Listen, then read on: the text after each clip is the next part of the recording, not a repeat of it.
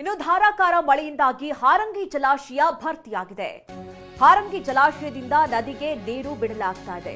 ನೋಡಿ, ಭಾರಿ ಪ್ರಮಾಣದಲ್ಲಿ ನೀರು ಶೇಖರಣೆ ಆಗ್ತಾ ಇರುವಂತಹ ಕಾರಣಕ್ಕಾಗಿ ಡ್ಯಾಂಗಳಿಂದ ನೀರನ್ನ ಬಿಡಲಾಗ್ತಾ ಇದೆ. ಹಾರಂಗಿ ಜಲಾಶಯದಲ್ಲೂ ಕೂಡ ಭಾರಿ ಪ್ರಮಾಣದಲ್ಲಿ ನೀರನ್ನ ಬಿಡುಗಡೆ ಮಾಡಲಾಗ್ತಾ ಇದೆ. ಜಲಾಶಯದ ಗೇಟ್ ಮೂಲಕ ನೀರು ಧುಮ್ಮಿಕ್ತಾ ಇರುವಂತಹ ದೃಶ್ಯಗಳನ್ನ ಗಮನಿಸ್ತಾ ಇದ್ದೀವಿ. ಹಾರಂಗಿ ಜಲಾಶಯ ನಾವು ವರ್ಷ ಬರ್ತೀವಿ. ಇವತ್ತು ಮಾರ್ನಿಂಗ್ಗೆ ನಮ್ಗೆ ಸೈರನ್ ಕೇಳಿಸ್ತು. ನಾವಿಲ್ಲೇ ಚಿಕ್ಕತ್ತೂರಲ್ಲಿದ್ದೀವಿ.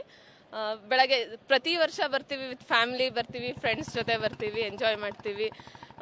ತುಂಬ ಬ್ಯಾಕ್ ವಾಟರ್ ಯಾವಾಗ ತುಂಬುತ್ತೆ ಅವಾಗ ಇಲ್ಲಿ ನೀರು ಬಿಡ್ತಾರೆ. ಪ್ರತಿ ವರ್ಷ ಚೆನ್ನಾಗಿರುತ್ತೆ. ನದಿ ತುಂಬಿದೆ, ನಿಮಗೆ ನೋಡ್ಬೋದು. ಆ್ಯಂಡ್ ಬಟ್ ಒಂದು ಕೇರ್ಫುಲ್ ಆಗಬೇಕಾಗಿರೋದು, ಇಲ್ಲಿ ಸೈಡಲ್ಲಿ ಏನೂ ಇಲ್ಲ. ಸೊ ಬಿ ಕೇರ್ಫುಲ್ ವೈಲ್ ಏನಾದರೂ ಓಡಾಡುವಾಗೆಲ್ಲ ತುಂಬ ಕೇರ್ಫುಲ್ ಆಗಿರಿ. ಲಾಸ್ಟ್ ಇಯರ್ ಹೀಗೆ ಒಬ್ಬರು ಹೊರಗಡೆ ಟೂರಿಸ್ಟ್ ಬಂದು ಪ್ರಾಣ ಕಳ್ಕೊಂಡಿದ್ದಾರೆ. So be careful but enjoy, come with family and enjoy very well over here. ಧಾರಾಕಾರ ಮಳೆಯಿಂದಾಗಿ ಹಾರಂಗಿ ಜಲಾಶಯ ಭರ್ತಿಯಾಗಿರೋದು. ಹಾರಂಗಿ ಜಲಾಶಯದಿಂದ ನದಿಗೆ ನೀರು ಬಿಡುಗಡೆ ಮಾಡಲಾಗ್ತಾ ಇದೆ. ಹಾಗೆ ನಮ್ಮ ಪ್ರತಿನಿಧಿ ಗೋಪಾಲ್ ಸ್ವಾಮಯ್ಯ ಅಲ್ಲಿಂದ ಒಂದು ಪ್ರತ್ಯಕ್ಷ ವರದಿ ನೀಡಿದ್ದಾರೆ, ಬನ್ನಿ ನೋಡೋಣ. ಕೊಡಗು ಜಿಲ್ಲೆಯಲ್ಲಿ ಈ ಬಾರಿ ಅವಧಿಗೆ ಮೊದಲೇ ಮಳೆಗಾಲ ಶುರು ಆಗಿರೋದ್ರಿಂದ ಬೇರೆ ಬೇರೆ ಕಾರಣಗಳಿಂದ ಅದು ಬಹಳಷ್ಟು ಅನುಕೂಲ ಕೂಡ ಆಗಿದೆ. ವಿಶೇಷವಾಗಿ ಪ್ರವಾಸೋದ್ಯಮಕ್ಕೆ ಬಹಳಷ್ಟು ಅನುಕೂಲ ಆಗಿದೆ. ಯಾಕಂತಂದರೆ ಈ ಕೊಡಗು ಜಿಲ್ಲೆಯ ಜಲಪಾತಗಳಾಗಿರ್ಬೋದು ಅಥವಾ ಜಲಾಶಯಗಳಾಗಿರ್ಬೋದು ಅವೆಲ್ಲವೂ ತುಂಬಿ ಉಕ್ಕಿ ಹರಿಲಿಕ್ಕೆ ಜುಲೈ ಆಗಸ್ಟ್ವರೆಗೂ ಕಾಯಬೇಕಾದ ಪರಿಸ್ಥಿತಿ ಇತ್ತು. ಆದರೆ ಈ ಬಾರಿ ಮೇಯಲ್ಲಿ ಬಹಳಷ್ಟು ಉತ್ತಮ ಮಳೆ ಆಗಿರೋದ್ರಿಂದ ಈ ಬಾರಿ ನಮ್ಮ ಕೊಡಗಿನ ಕುಶಾಲನಗರ ತಾಲೂಕಿನ ಹಾರಂಗಿಯಲ್ಲಿರುವಂತಹ ಈ ಜಲಾಶಯ ಈಗ ಅವಧಿಗೆ ಮೊದಲೇ ಭರ್ತಿಯಾಗುವತ್ತ ಸಾಗಿದೆ.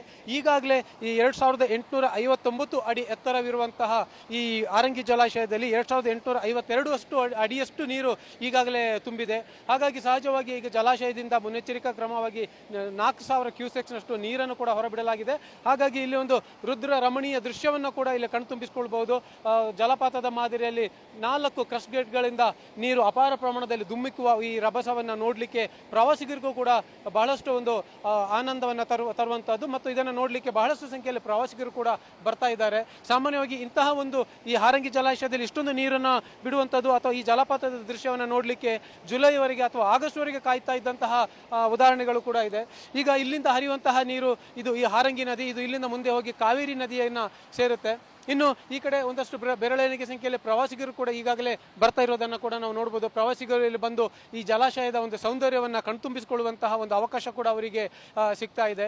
ಇನ್ನು ಇದು ಈಗ ಜೂನ್ ಮೊದಲ ವಾರ ಅಷ್ಟೇ. ಇನ್ನು ಜೂನ್ ಮೊದಲ ವಾರದಿಂದ ಜುಲೈ, ಆಗಸ್ಟ್, ಸೆಪ್ಟೆಂಬರ್ವರೆಗೂ ಕೂಡ ಇಂತಹ ಒಂದು ರುದ್ರ ರಮಣೀಯವಾದ ದೃಶ್ಯವನ್ನು ಕಣ್ತುಂಬಿಸಿಕೊಳ್ಳುವಂತಹ ಒಂದು ಅವಕಾಶ ಇಲ್ಲಿಯ ಪ್ರವಾಸಿಗರಿಗೆ ಸಿಗ್ತಾ ಇದೆ ಅಂತಾನೆ ಹೇಳ್ಬೋದು. ಕ್ಯಾಮರಾಮನ್ ನವೀನ್ ಜೊತೆ ಗೋಪಾಲ್ ಸೋಮಯ್ಯ, TV9 ಕೊಡಗು.